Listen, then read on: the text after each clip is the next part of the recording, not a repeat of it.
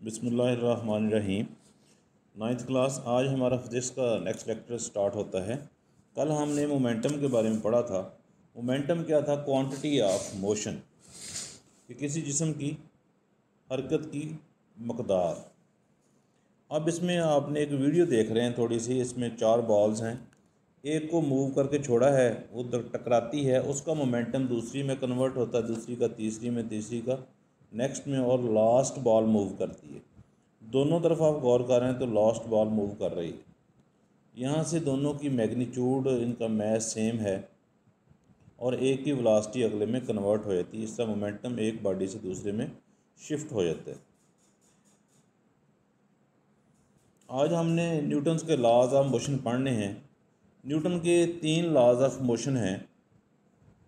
इसमें first law of motion है, अगर हम इसकी स्टेटमेंट पढ़ें तो इसमें लिखा है, a body continue its state of rest और of uniform motion in a straight line provided no net force acts on it. कि कोई जिस्म जो है वो अपनी पोजीशन को कंटिन्यू रखता है, चाहे उसकी हालत रेस्ट की हो, चाहे उसकी हालत यूनिफॉर्म मोशन की हो।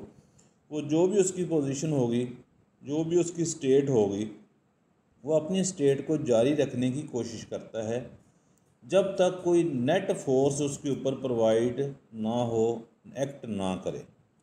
अगर कोई जिस्म रेस्ट में है तो वो रेस्ट में ही रहने की कोशिश करता है जब तक कोई फोर्स उसके ऊपर एक्ट करके उसको मूव ना कराए।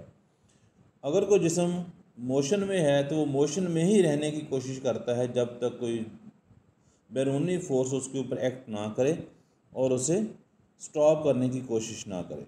अब यहाँ आप एक वीडियो देख रहे हैं। इस वीडियो में क्या है कि गाड़ी आती है, वो एक दीवार के साथ आके टकराती है। गाड़ी को तो दीवार ने रोका है, उसके अंदर जो बंदा बैठा हुआ था उसके अंदर भी सेम मोमेंटम था। अब चूँकि उसकी ग्रिप कम थी तो वो गाड़ी से आगे जाके गिरा है।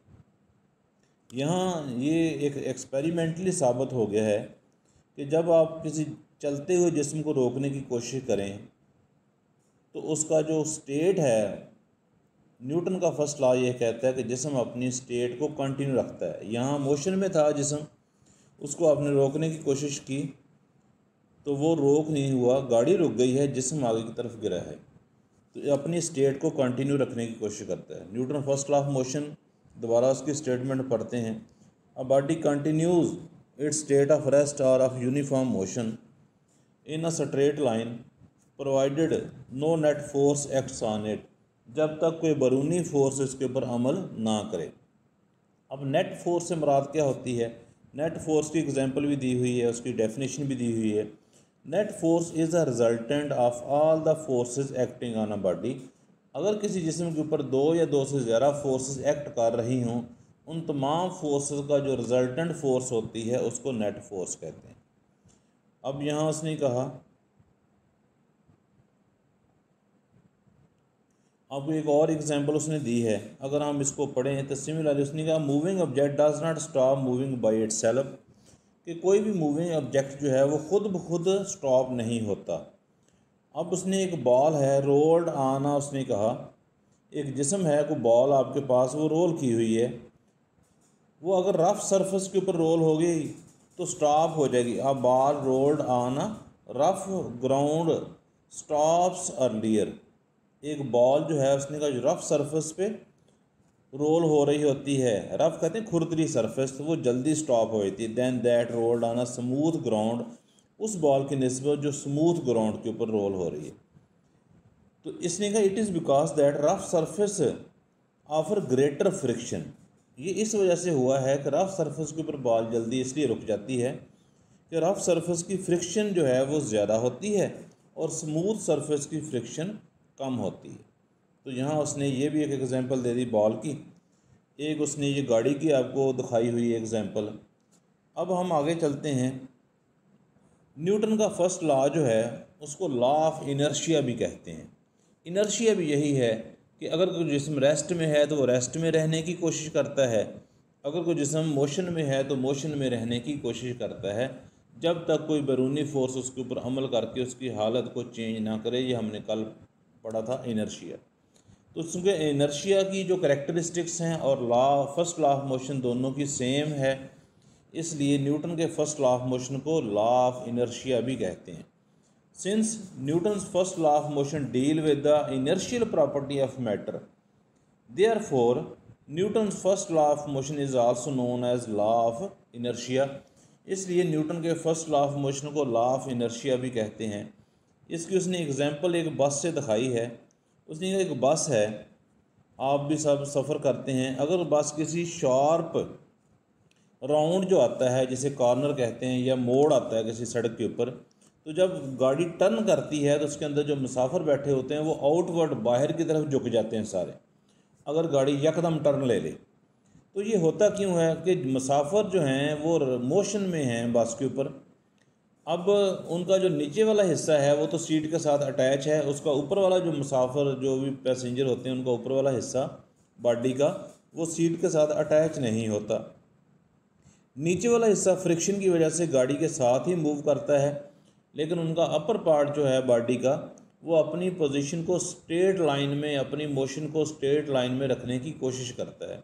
गाड़ी टर्न होती है तो उस गाड़ी के साथ जो जुड़ा हुआ उसका बॉडी पार्ट नीचे वाला हिस्सा है वो गाड़ी में पैसेंजर का वो सीट के साथ ही मूव करता है, टर्न ले लेता है, और बॉडी पार्ट का जो ऊपर वाला हिस्सा है वो आज़ादना होता है, वो अपनी कंटिन्यू करता है, अपनी स्टेट को, अपनी मोशन को जारी रखने की कोशिश करता है। और यहाँ भी एक इनर्शिया का प्रैक्टिकली दिखाया गया है कि when a bus take a sharp turn passenger fall in the outward direction, it is due to inertia that they want to continue their motion in a straight line and thus fall outward। अब इसको भी उसने practically समझा दिया है कि जब बस जो है टर्न लेती है, इसको उसने डिटेल भी डिस्कस कर दी है कि we have observe that passenger standing in a bus fall forward.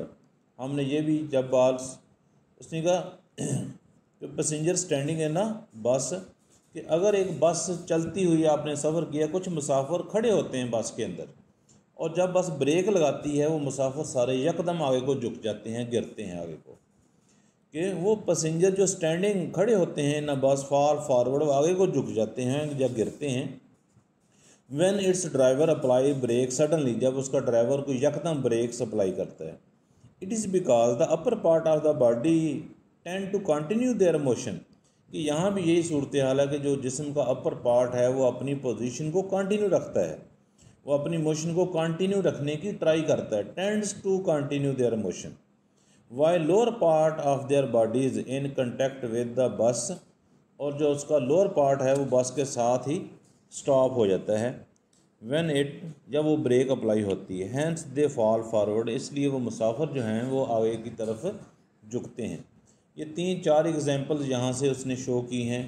एक कार के उसने एक्सीडेंट करके दिखाया है, एक बस है उसने राउंड जो ट्रैक होता है उसमें शार्प टर्न यानी यकदम मोड़ जो आता है उसको टर्न लेके दिखाया है, मुसाफिर बाहर की तरफ आउटवर्ड साइड को झुक जाते हैं। गाड़ी चलती हुई के अंदर अगर कोई मुसाफिर आप ब्रेक लगाएं तो वो मुसाफिर जो हैं यकदम, जो खड़े हुए मुसाफिर हैं वो बस में आगे की तरफ गिरते हैं। तो उसने कहा ये सारा कुछ इनर्शिया की वजह से है, इसलिए फ़र्स्ट लॉ ऑफ मोशन को लॉ ऑफ इनर्शिया भी कहा गया। तो बेटा आपका ये आज का फर्स्ट लॉ ऑफ मोशन का टॉपिक है, इसको आपने लर्न करना है। क्वेश्चन है एक, define first law of motion, दूसरा है कि why first law of motion called law of inertia. ये 2 क्वेश्चन हैं जो आपने लिखने हैं, इसकी एग्जांपल्स भी साथ आपने शो करनी है। जज़ाकल्लाह।